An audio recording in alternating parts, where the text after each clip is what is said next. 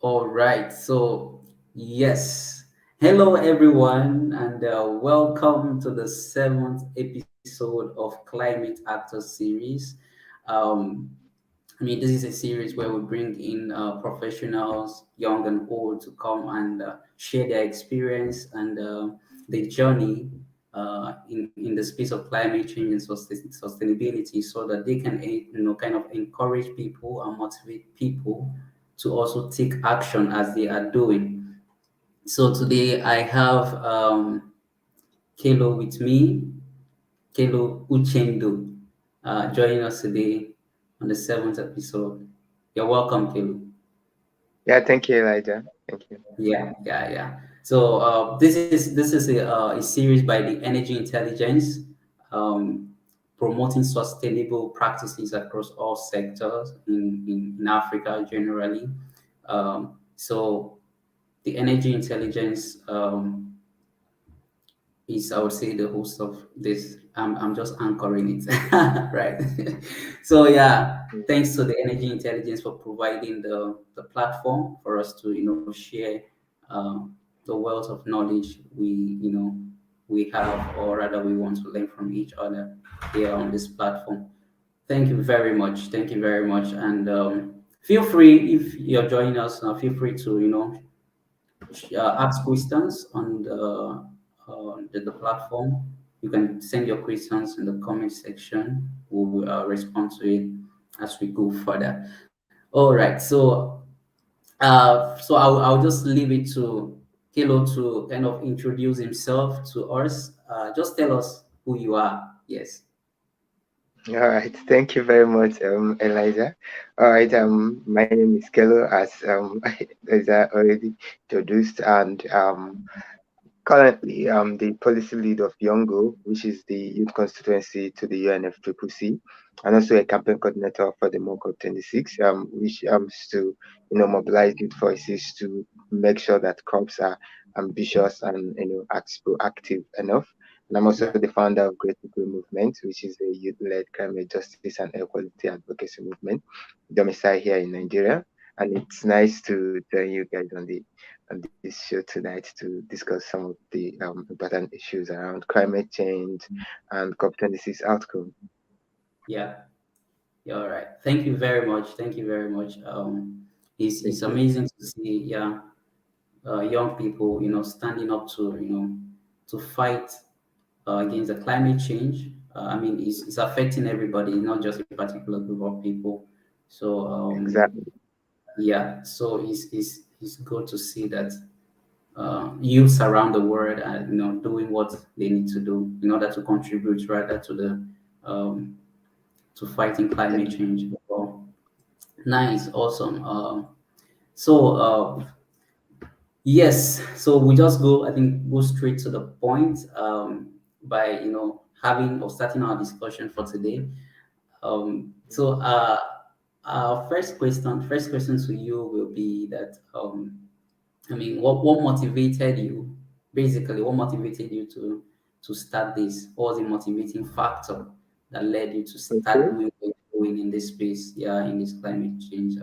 Okay. I think my aha moment actually was the point where I woke up to the reality of climate change was Yeah, in 2018. I was in the Niger Delta region of the country in Nigeria, and then we are witnessing an increased rise in acidic rainfall. I wanted to understand, I'm from the southeastern part and we don't witness as much acidic rainfall because as I yeah, was witnessing while I was in the Niger Delta region.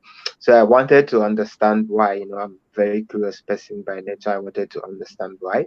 I started, googling and reading some research papers on this said topic.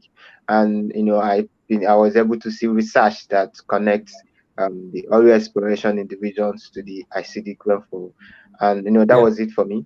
But it was not just, I wanted to find out why that we're witnessing an increasing rate in acidic rainfall in the region.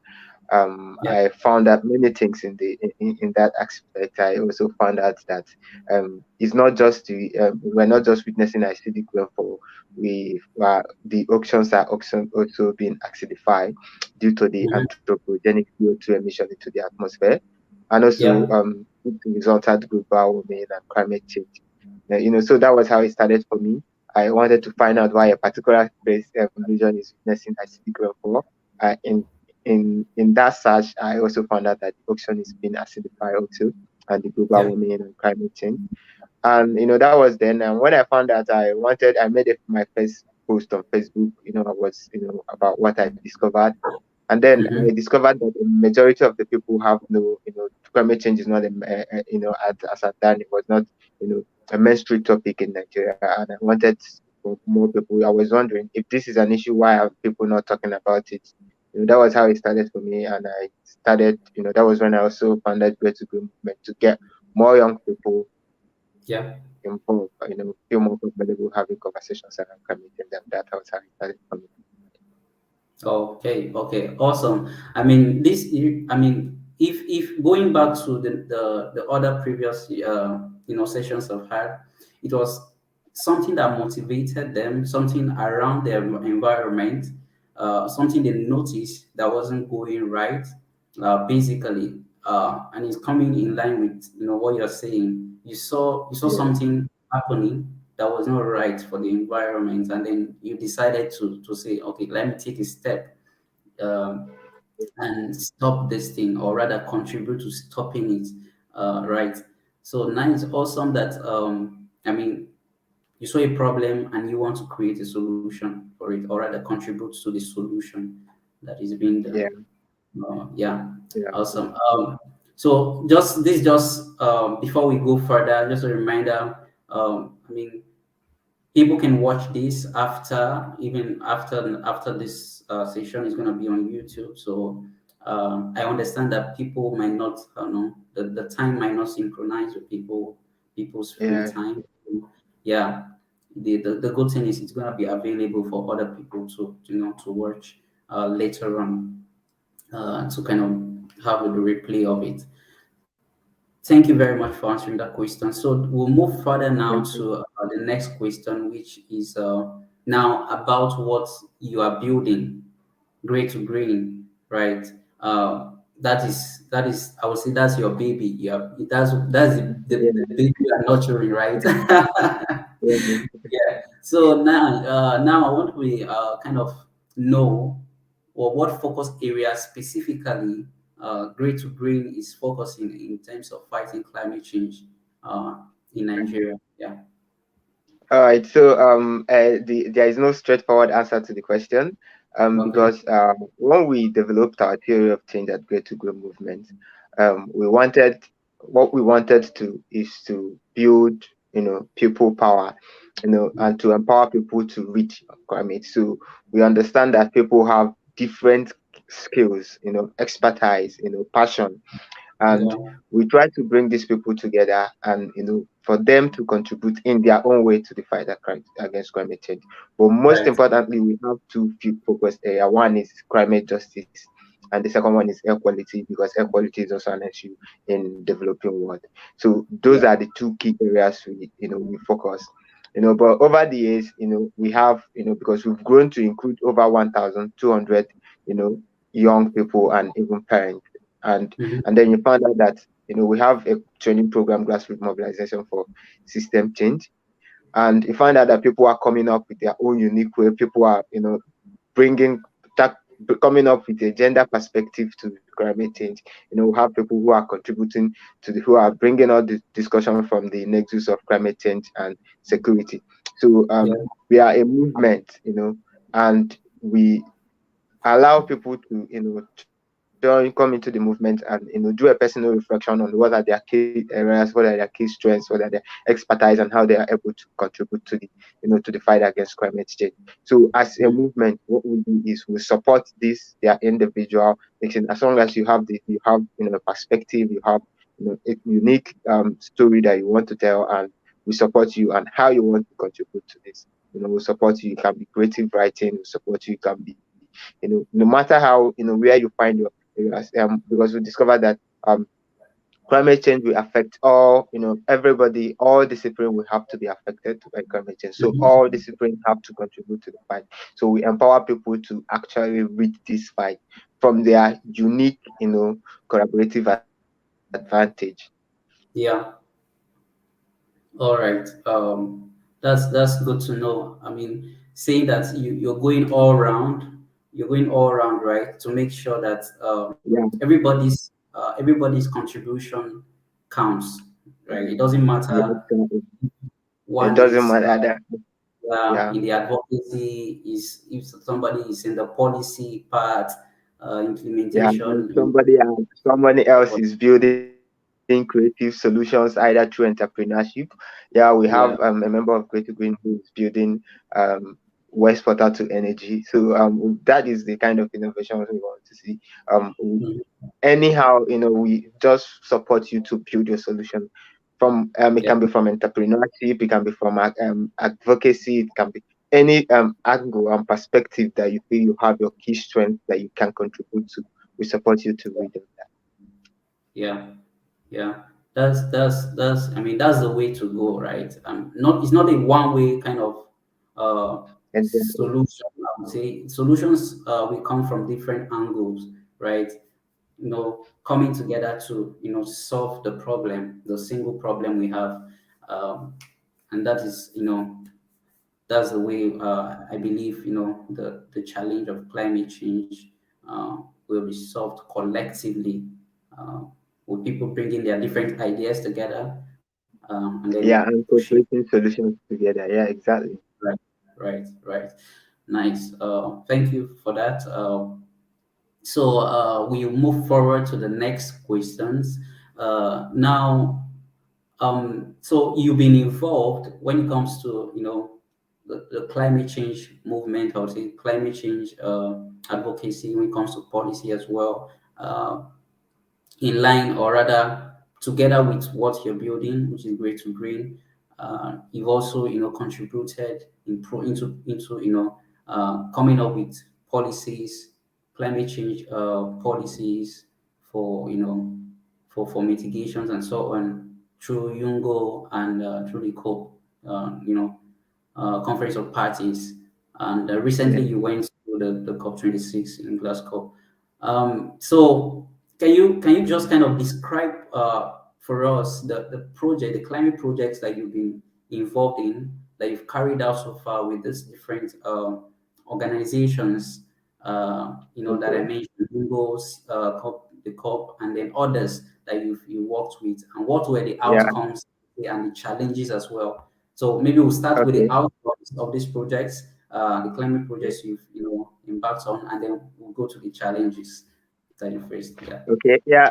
One major program that I worked on, and co-op was around climate education. Okay. Because I believe that, yeah, on a very fundamental scale, on a very fundamental scale, climate literacy leads to climate action.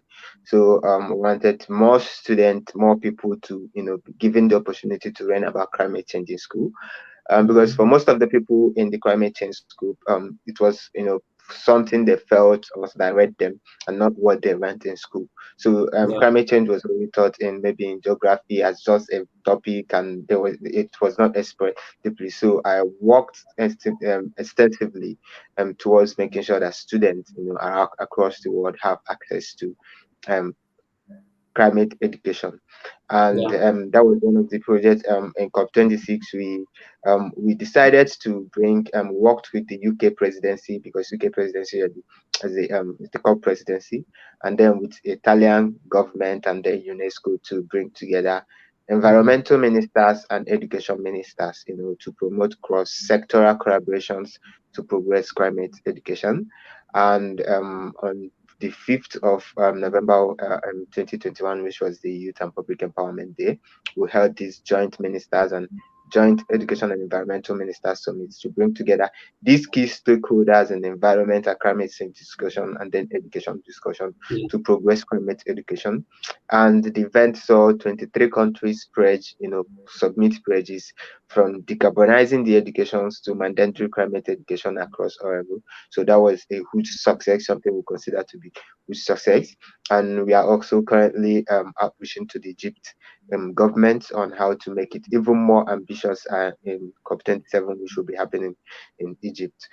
So that Mhm. was, a huge, actually very huge, something I consider very huge breakthrough.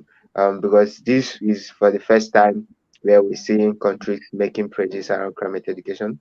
Though climate education was mentioned as one of the ACE work program, which is the Action for Climate Empowerment, if you are very conversant with Article 12 of the Paris Climate Agreement. So there was education mentioned, but there have never been any meaningful commitment towards that. COP26 was the first time, and this was made possible because of young people like myself and other people, other young people that I work with who are committed to ensuring that they received up-to-date and solution-based climate education in their school. That was one of the key successes. Another another project I worked extensively in COP and with YOUNGO was around elevating youth voices, ensuring that youth voices are taken into consideration at these negotiation processes. And I helped to develop the Global Youth Statement. The Global Youth Statement is sounds like young people consolidated policy position. So before young people, before world leaders walk into the negotiation room, we give them series of policies and consolidated policy position that young people, these are the voices of young people, take it into the consideration as you negotiate. And we collected input from about 40,000 young people across 140 countries, to develop this global youth statement. It was a very ambitious statement, and why at COP we actively lobbied, to get this global youth statement into the hands of world leaders. And all presidents, all world leaders that were present at COP received a copy of this global youth statement. I personally handed over the statement to the president of the United Nations General Assembly, His Excellency Abdullah Shahid. So those were some of the projects that we worked on. Another one is on technology, because someone very I'm very interested in technology mechanism of the UNFCCC. And then for the very first time, young people were given a seat at the advisory board of the CTCN, which is the Climate Technology Center and Network. This is actually the first time young people have been given a seat at a UNFCCC constituted body. So it was also something we counted as a win-win for us, for young people at COP. And so COP was actually very overwhelming, very challenging. But even though the outcome was not as ambitious as we want it to be, but I choose to celebrate some of the little progress and successes we made, not Yeah. on behalf of leaders, but we made due to the work I and some other young people are doing around our school. And yeah, that's it. Oh, cool. Awesome. Awesome. I see. I mean, you have been involved in a lot of things, quite a lot of things. Even just the COP, you had a lot to do, meeting with leaders to make sure, the voices of youth are heard. So in line with that, that you just said, so in terms of submitting these voices to, leaders, this question just came to me. I just thought to ask, how effective has this been? Have the leaders, have they, in a time, taking action, drastic action to the voices that you submitted, in the time Uh, past? yeah, so to be very honest, I was on an interview with BBC and they asked me, do I think young people voices were heard at COP? My answer was they are not deaf. World leaders are not deaf too. We are very loud and audible enough. So they heard us, but the question is not if our voices were heard, but if they act on what they heard, because it's wanting to hear and wanting to act on what you heard.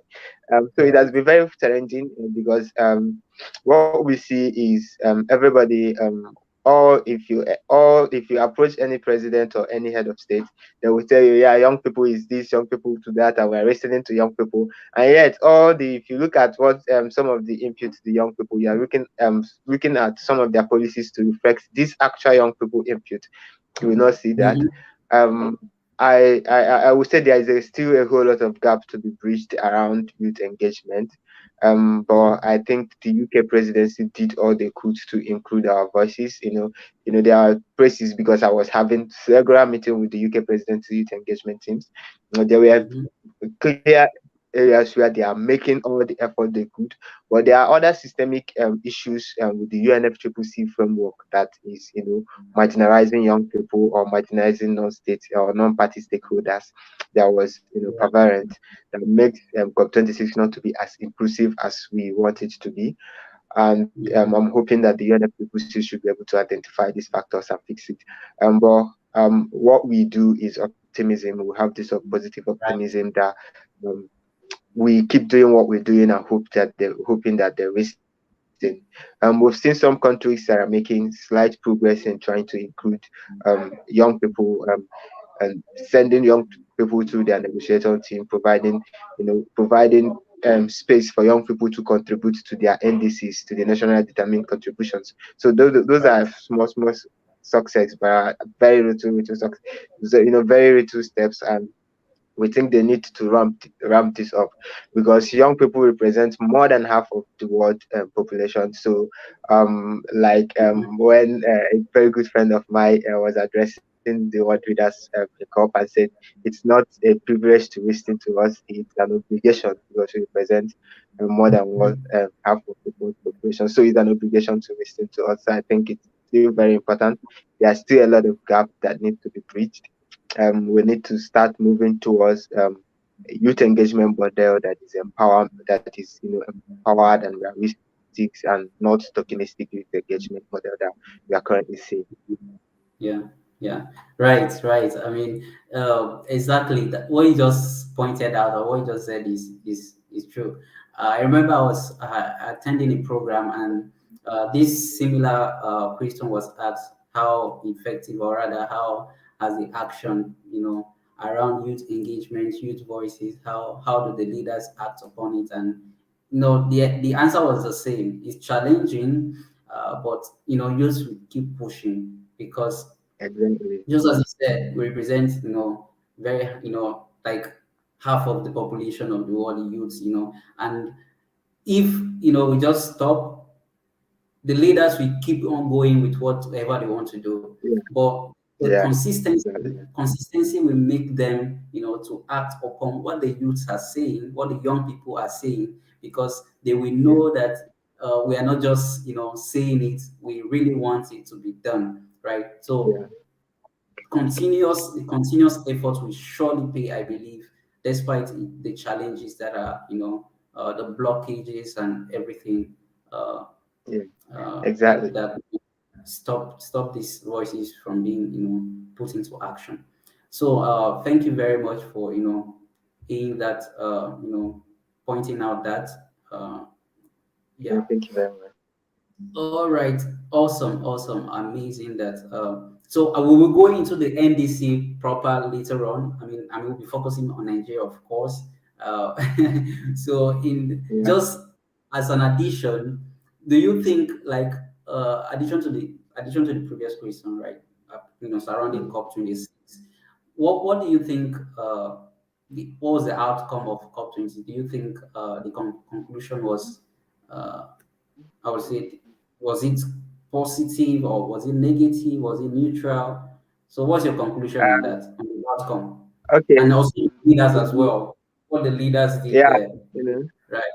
to be to be very honest, COP to be very very honest, COP 26, the outcome was not ambitious enough.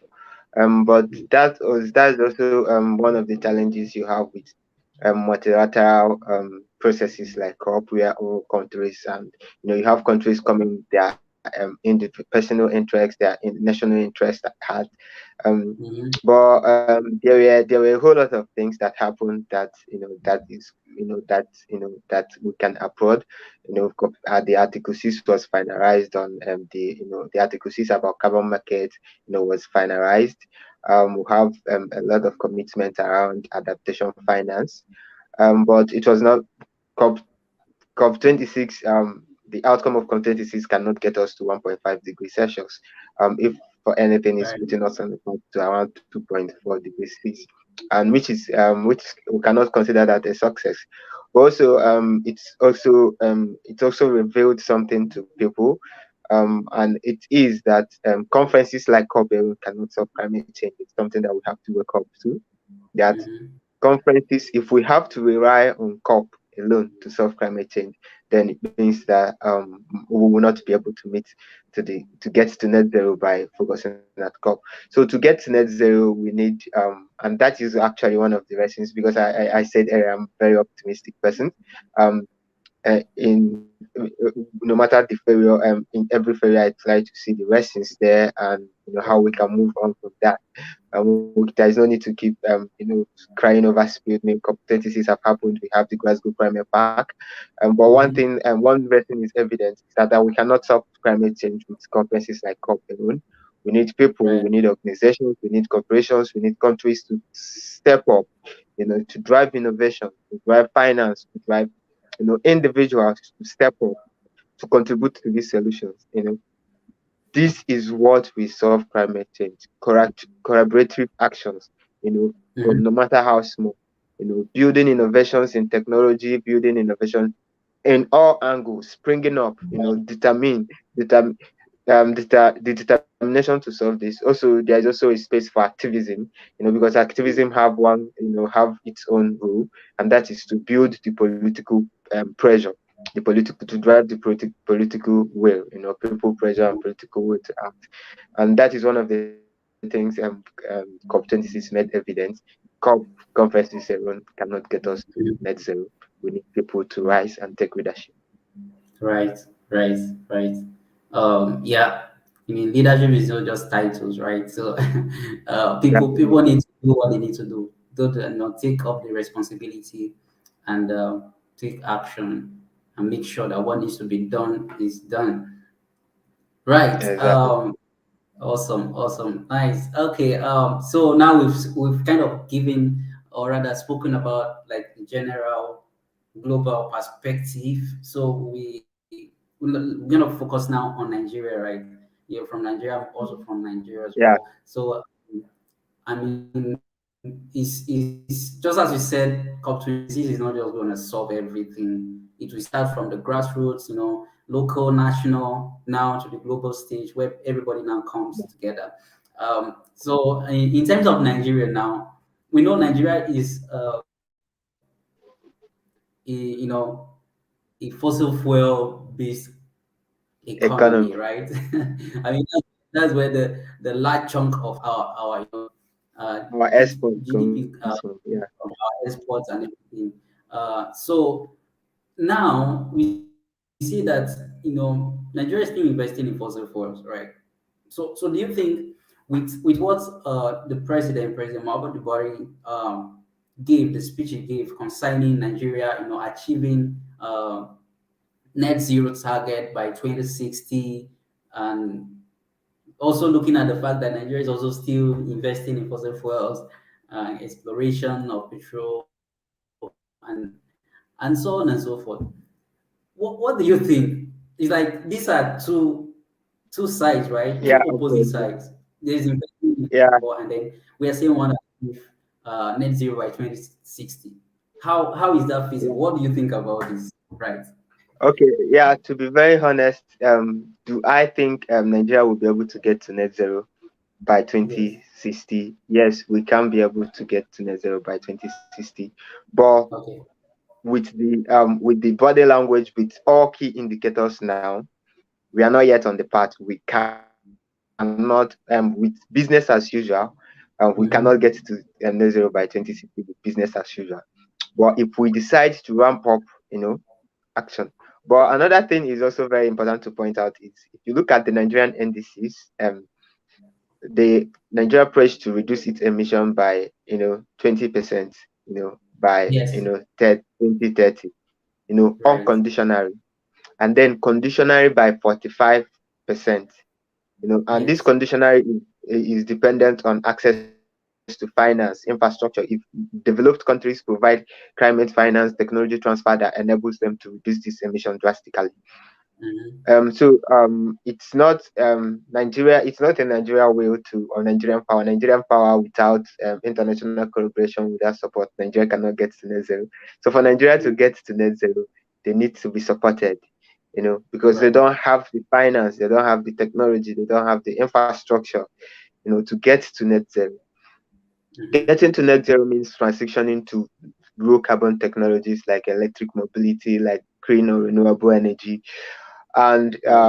these things requires enough funding towards research development, towards technology transfer, technology need assessment, and so there is a need for developing countries. So Nigerians getting to net zero is dependent on developed countries assisting this transition. Also, Mm, if you right. look at the emission curve, you find out that developing countries like Nigeria, India, they are over the last, few years, 10 years, if you look at the emission curve, their emission is rising. Then if you look at Right. um, developed countries, I'm not talking about offshore emissions, I'm talking about the emission within their national boundaries. You find out that Yeah. EU, UX, the emissions have been coming down over the few years. This is Mm, because developing countries are trying to develop, and development is carbon sensitive. So if right. developed countries do not help developing countries like Nigeria to transition, Nigeria will have to burn the exact amount of emission that developed countries burn to get to where they are, and that would Mm, spell doom for the planet. So that is more yeah. reasons why we need developing countries to help developed countries to not make the same mistakes they make, and also to Mm, rethink what development means to us. And also there is also a question of the politics of this of climate change, because Buhari pledged to get to net zero by 2020, by 2060, sorry. And also there is this also this in 2 years time, we'll have a new president. In less than mm, 2 years time we'll have a new president, and the president might be someone who is a climate denier, just we have Obama, who signed the Paris Climate Agreement, and Trump came and pulled out of the Paris Climate Agreement, and then we have Biden, who took the US back to. So this inconsistency is also one of the things that will actually hinder our transition. So if mm, we elect a president in 2023 who is not a believer of, who is a climate denier, we still have to go back to where we started from. So it's also mm, a question of what is the political situation in the country. So getting to net zero is a very complex task. There are a whole lot of factors, but is it possible? Yes, it's possible. We just need to figure out how to do that. And right. talk, prejudice cannot get us to net zero. We need action. Mm-hmm, mm-hmm, mm-hmm. Right. Oh, yeah. Right.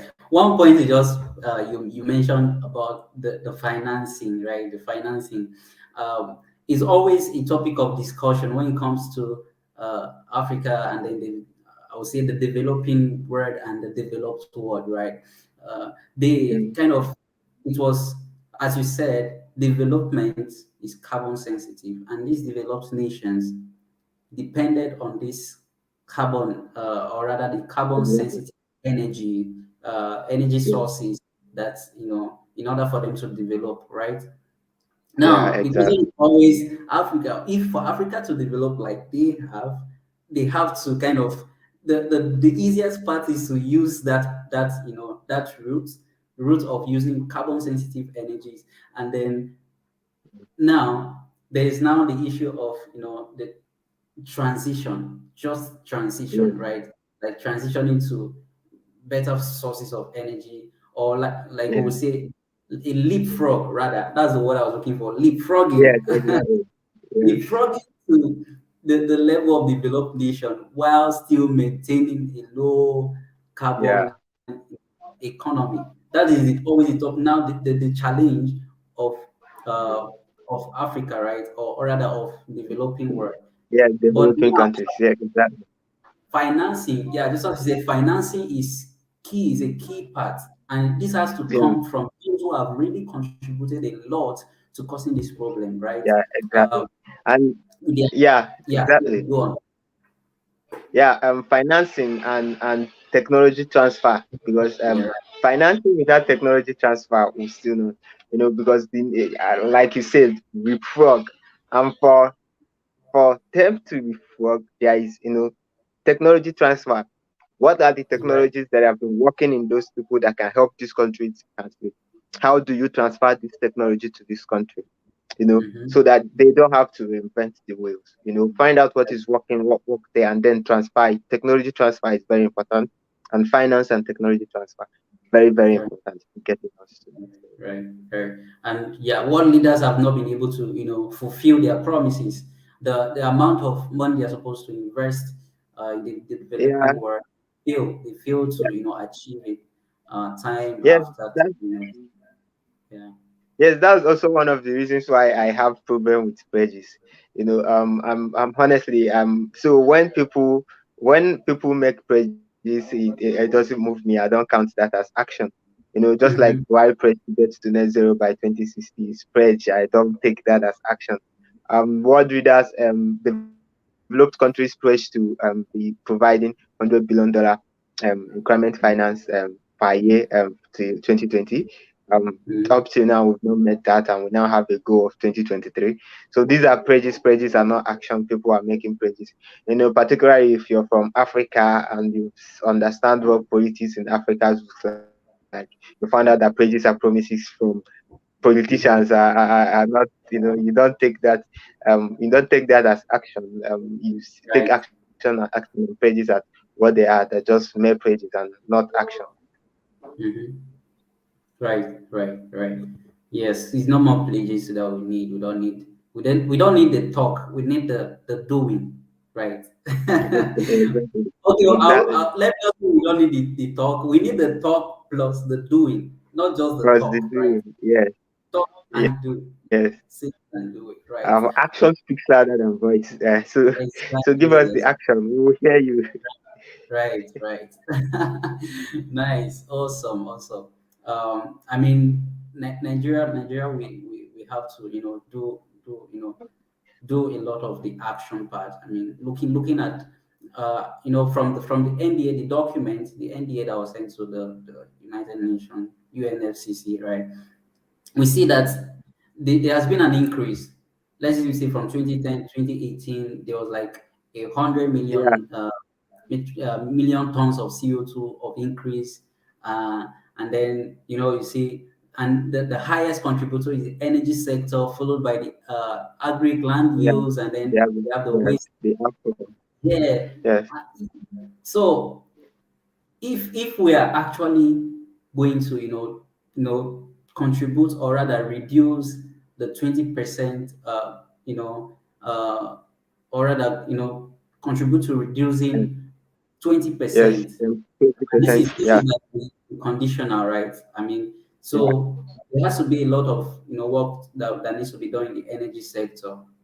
Yeah. The first, It's not just, if you look closely at these emissions, find out that even if they are from sector, the majority of these emissions are still scope 3 emissions related to oil and gas, um, the oil and gas exploration. So there's a whole lot of scope 3 emissions. And then if you still look closely into this emission, you find out that the majority of these emissions from the energy sector are fugitive emissions. right. Fugitive emissions are, just like the name, fugitives. You don't know where they come from. You don't know. Just can't define them. Fugitive emission. But personally, I like to think of fugitive emissions as emissions due to system inefficiency. Um, Mm, so a whole lot needs to be done from the energy sector. It's actually very disheartening that even as at this time, Nigeria still don't have stable electricity. right, right. And we generate just less than 5,000 or so 5,000 megawatt. So Mhm. it's actually very point. So the not need to be done at the Right, around the energy sector. And also, right. we look at the agriculture, forestry, and another land use. You also Mm, discover that there is a need, to look at how make the agricultural sector more sustainable, regenerative Right. agriculture. And these are also very issues, and if you and very complex issues to talk about, because personally we found out that a majority of the food we consume in Nigeria are coming from small and subsistence farmers, Right. small farmers, small holder farmers, which is also something. You look at a whole lot of issues. Is a very very complex dynamics. But Mm. once we determine and we can have clarity and start narrowing down actions of what we have to do. And a whole lot of this, success of this will depend on how much you empower your youth to read. Yes. Because that was what I always say. The young people are rightly positioned to drive this innovation, from contributing to the policies to driving innovation at the grassroots level. Young Mhm. people, because they have the talent, they have the energy, they have the time, they have, and there Right. is a whole lot of money to be made in that school to provide young people with the resources to read. There are market frictions. One thing that young people can do is driving innovations. There are market frictions, that we're going to face on our path to transition into next level.